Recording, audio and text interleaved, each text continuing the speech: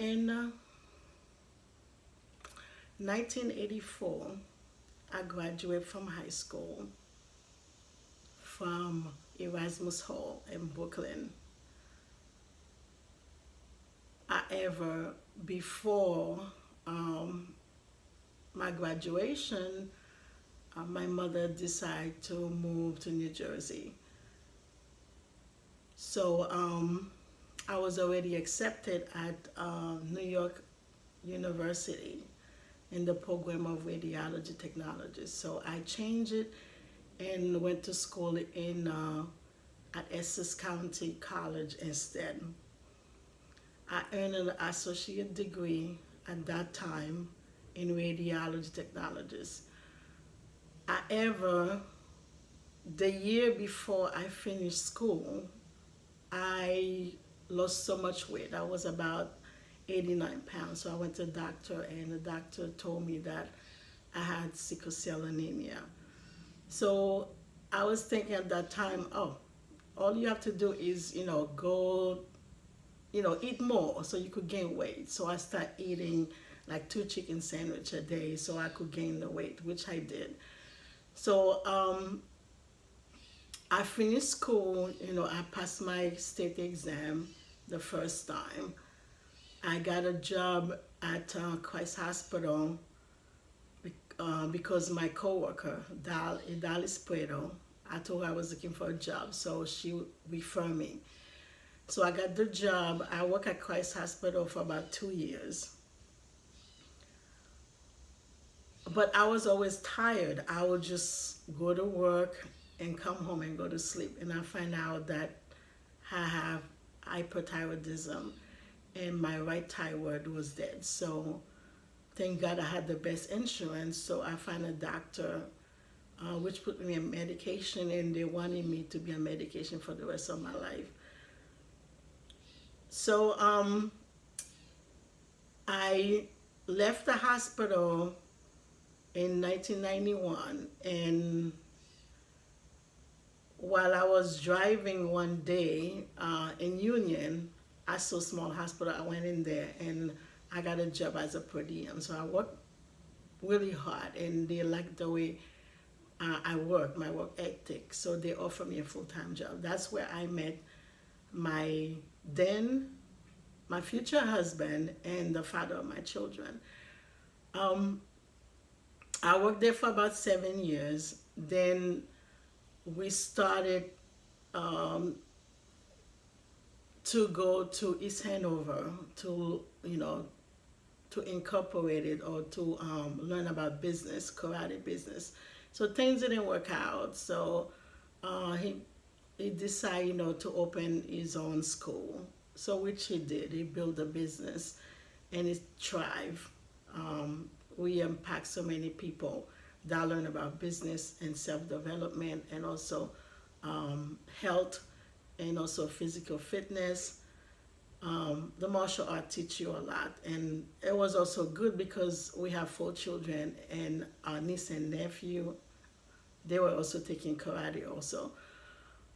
So things were growing, really fast, and I was still on medication. So in 2008, for our anniversary, wedding anniversary, we went to Buffalo, New York. A friend invited us. We stayed in a mansion. It was really nice. It's just so funny. The owner of the mansion owned about two go-go places.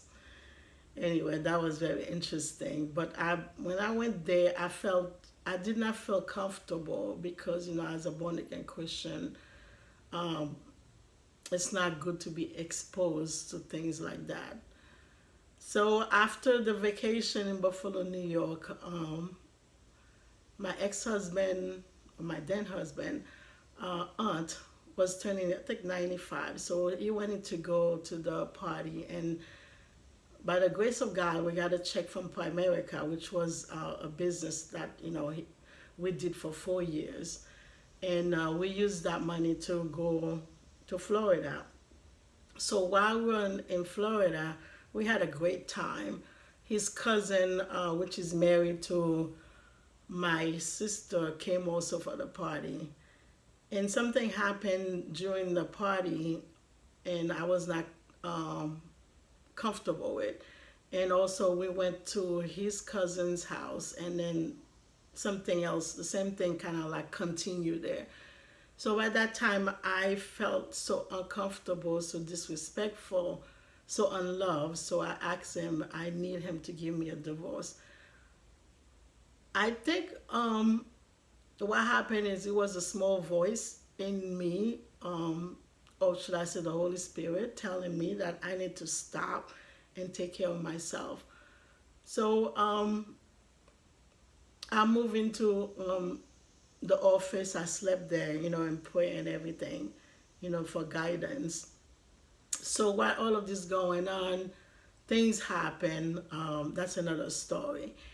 Anyway, so a lot of things happen, but what I'm saying is the divorce saved my life because after the divorce, um,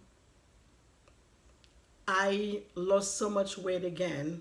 And I went to the church, and one of the members of the church said, Angie, you don't look fine. You lost too much weight. You should get it checked it out. So I went to the doctor, and the doctor said, I don't know how you're walking around because you could pass out anytime. The thing is, for 1 year, I was bleeding, and I had blood clot coming out of me, and then um, I thought, it was nothing because maybe I'm going to premenopause.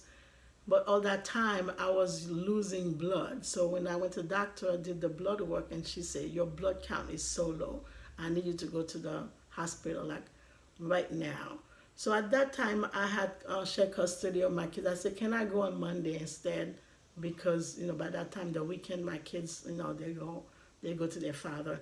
So I went to the hospital. I had a colonoscopy, and to all of that, I was praying God, and things was fine with the colonoscopy. It was not cancer.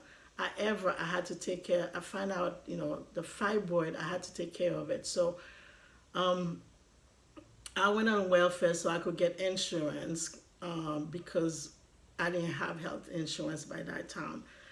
So Obamacare, I use Obamacare. So I went to the book and I find a doctor in make sure I find out a doctor that's in an affluent area, and the affluent area is South Orange. So I found a doctor, and I didn't even know is ethnic, and I find out that his parents are from Jamaica. So he was the top expert, in his field. So when I first go see him, he did a pap smear, and then he said, your cell not looking good. So I say, whatever you think, he was almost saying that it was cancer. I said, I don't want it. So I said, I just need to take care of the bleeding. And then he said, well, you might need to have a hysterectomy. So I didn't want to have the hysterectomy because it would be like a major surgery. Then I'm thinking, I just start working. I need to keep having income so that way I could take care of my kids. So we tried different treatment. It didn't work out. So finally, I had to have a hysterectomy. So I have to say, go back. After the colonoscopy, my blood was so low. They wanted to do blood transfusion again.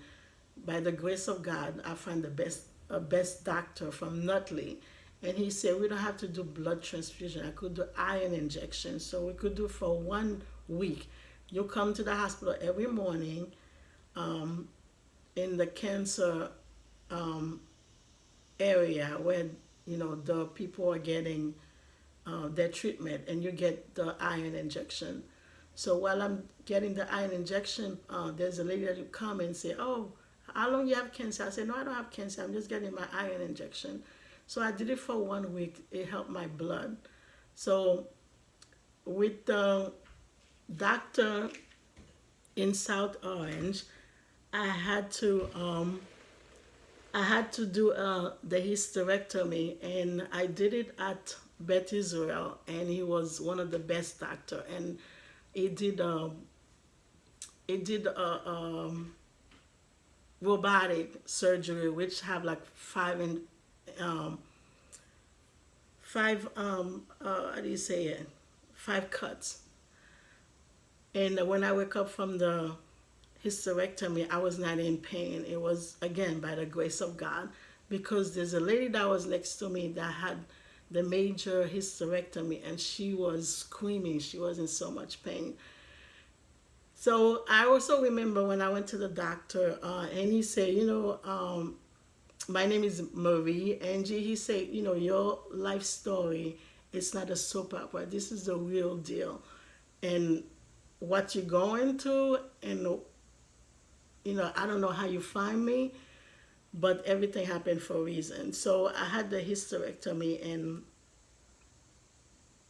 and everything was fine. So as far as my thyroid, I had to find another doctor in Belleville. While I was in Belleville, the doctor I went to had open heart surgery, and her name is Dr. Prue. But there was another doctor, Dr. Reddy, another lady. She's the one that told me, oh, there's something we could do. We could give you radiation and change your hyperthyroid to hypo, and you may not have to have taking medication. So they did that. I remember I went to Claramas to get to schedule for the radiation. And as I was coming out of the hospital, I was wearing a shoes, I guess because I don't know, I wasn't feeling well, and I fell and I hurt my knee, and then you could see the scar. But still, I'm like, I'm gonna pick up myself, and I had a bandana on my head. I took it off and I wrapped my knee with it, and I say, I gotta go home because I need to go eat. So now I don't have to take any medication for my thyroid. It's working fine. And as far as the sickle cell anemia, what I do is I make sure I'm um, eating a lot of beets, berries, and also red meat. Actually, I just cook right now, so I can't wait to eat it. So during this pandemic, it's giving me like a time to rest, because I'm going to school also, and I have 3 more weeks to go. And I'm praying God, to give me the strength, so that way I could get my degree that I need to do, because I need to be an example, and I need to stay alive for my grandkids and great grandkids. Some people, I cannot really explain what's going on with me, because they will not understand. So um, I kept everything inside, and then sometimes, I write a lot, to express my feeling and put the emotion there. Um, I have to say, it has not been easy, during the pandemic, because I have my schedule all set up before, where I work from 7 to 3, and then I went to the karate school, and I get home like around 9 o'clock. So that way keep me out of, any issue that's going on, and from stress. However, during the pandemic, things changed, so I had to find different things to do, to keep me busy, so that way I do not get stressful. Because again, as I say, I cannot really explain to people that I have to take Tylenol.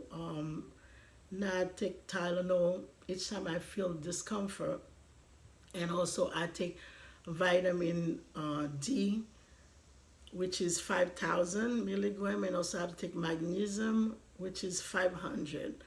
So, and also I exercise, and I meditate, and I try to focus on my life and my health, because for most of my life I've been, taking care of other people and always been there for them. And then somehow they may not understand what I'm doing, because they don't know what I'm going through.